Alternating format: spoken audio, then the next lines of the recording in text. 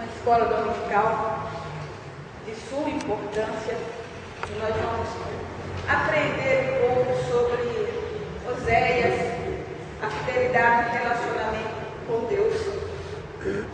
É uma lição que nos ensina a ter compromisso com o Senhor e a vigiar, porque muitas vezes nós pensamos que o que aconteceu lá no passado ou com o povo de Israel não acontece conosco, e acontece.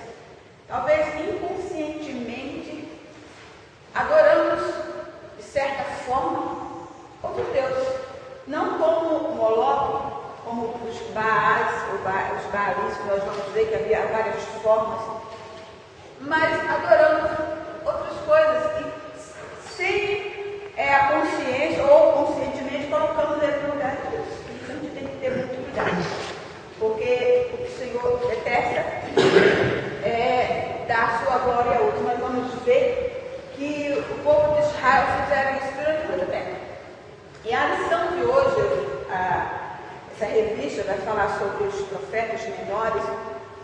Nós vemos aqui a introdução, depois vamos falar sobre o contexto histórico, quero falar um pouquinho sobre isso, é importante a gente saber como aconteceu, a estrutura e a mensagem. Aí nós vamos entrar no matrimônio, a etimologia, o simbolismo e a ordem divina para o casamento de Oséias. Uma ordem que a gente olha assim e acha que é absurda, né? Essa ordem que aconteceu com ele.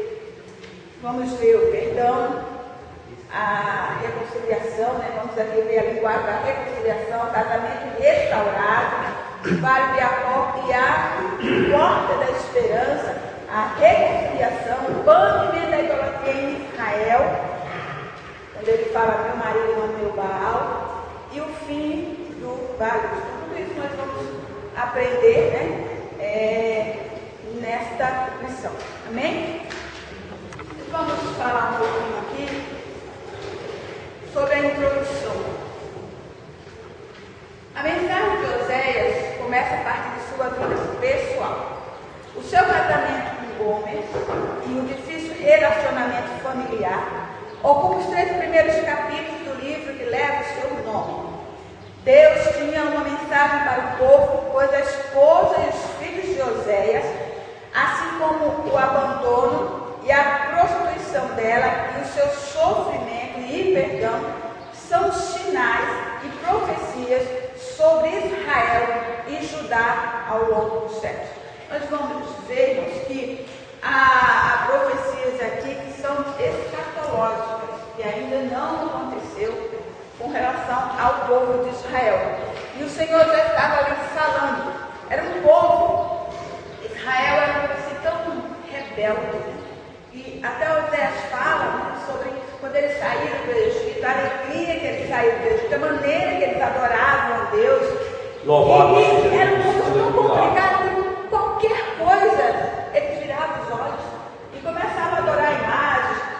Eu estava estudando sobre isso e acharam lá quando foi derrubado aquele cruzeiro de ouro, aquela como é que diz o nome, arqueológicos, né? Pedras, desenhos que eles desenhavam. Eles faziam desenhos e se prostravam diante de desenhos. Faziam uns desenhos de rabiscos bem esquisitos, de touros, de bezerros, de sol, e eles se prostravam. Então foi uma coisa tão difícil que Deus estava tratando com eles. A falta de temor com o Senhor. E Oséias, o Senhor traz na vida de Oséias um tratado tão duro, porque ele pega a vida pessoal de Oséias para mostrar ao povo que o povo tinha quebrado a aliança com o Senhor, o relacionamento que ele tinha com Deus, ele tinha se prostituído. E a prostituição, irmãos, era terrível.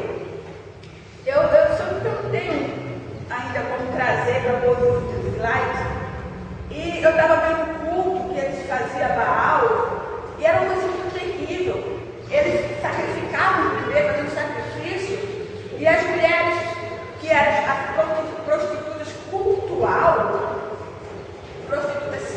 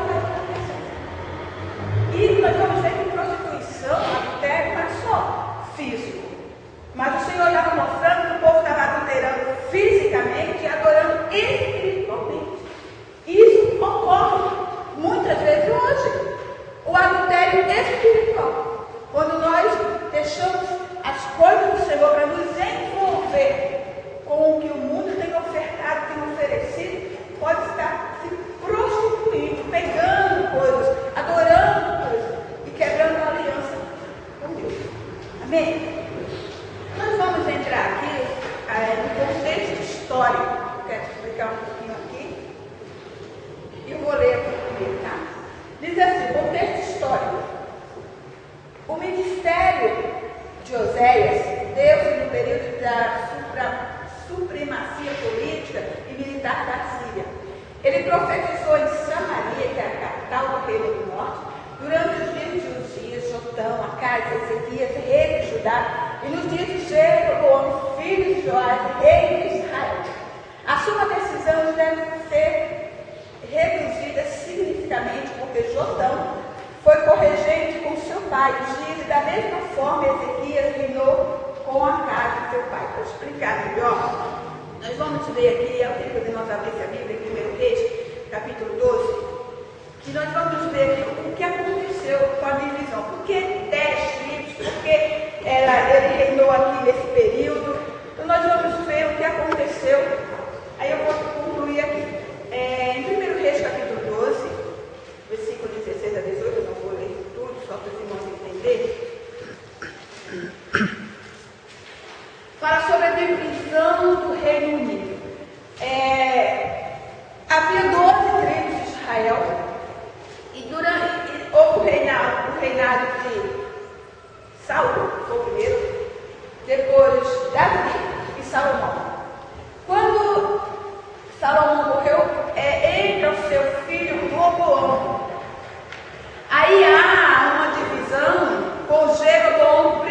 Nós vamos falar sobre Jeroboão II. Só para os irmãos entenderem. Jeroboão I, de debate, ele encabeçou a divisão do reino. E aí houve uma divisão entre o povo de Deus. Aleluia. Dividiu 10 reinos, chamado Reino do Norte, que é o que nós estamos falando, que era o Reino do Norte, 10 reinos. E ficou o Reino do Sul, com 2 reinos apenas, que era o reino de Judá e Benjamim. E Samaria é a capital do Reino do Norte. Aí nós vamos ver o que foi que aconteceu. Lembra para mim, deixa eu ver o versículo 16. Capítulo 12. Versículo 16. Deixa eu ver se é esse.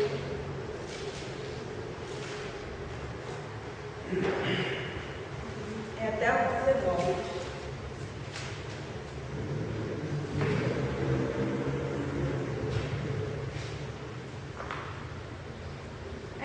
Não sei o que é, porque aqui fala exatamente o que eu estou falando, sobre a separação, sobre a divisão. Depois eu vou pedir para ler outro. Os irmãos estão entendendo até aqui que eu estou explicando? Está dando para entender? Eu quero dar um pequeno relato que fala aqui, que quando ele houve essa divisão em Jeroboão I, nós vamos falar do segundo. O primeiro, ele fez essa divisão. O reino do norte durou cerca de mais ou menos 253 anos. Reinaram 9 dinastias. E... Só um minutinho. Miriam, você arruma a revista dela. No total de 20 reis, nenhum deles foi piedoso e a maioria tiveram mortes violentas. Eu estava lendo, eu não dá para dizer tudo, eles eram todos assassinados. Todos os reis foram assassinados. E o espaço ficou por mataram de um jeito, outras coisas terríveis. Aí nós vamos ver aqui que a má influência, lê para mim, Ronaldo, 1 Reis 16 e 19, a má influência de Jeroboão levou a total decadência espiritual, social, política, e terminou com o cativeiro inicial de Israel, que aí nós vamos entrar, por Salmanezé, em aproximadamente 722 anos, consumado por Zardão da Isaías. Aí nós vamos ver, achou para mim? 1 Reis? 16 e 19.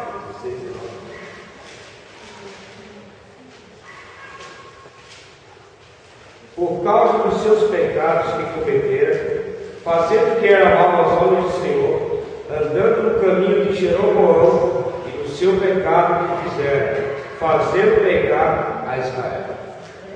Então, glória a Jesus. uma decadência muito grande por os Baalis, através de Jeroboão.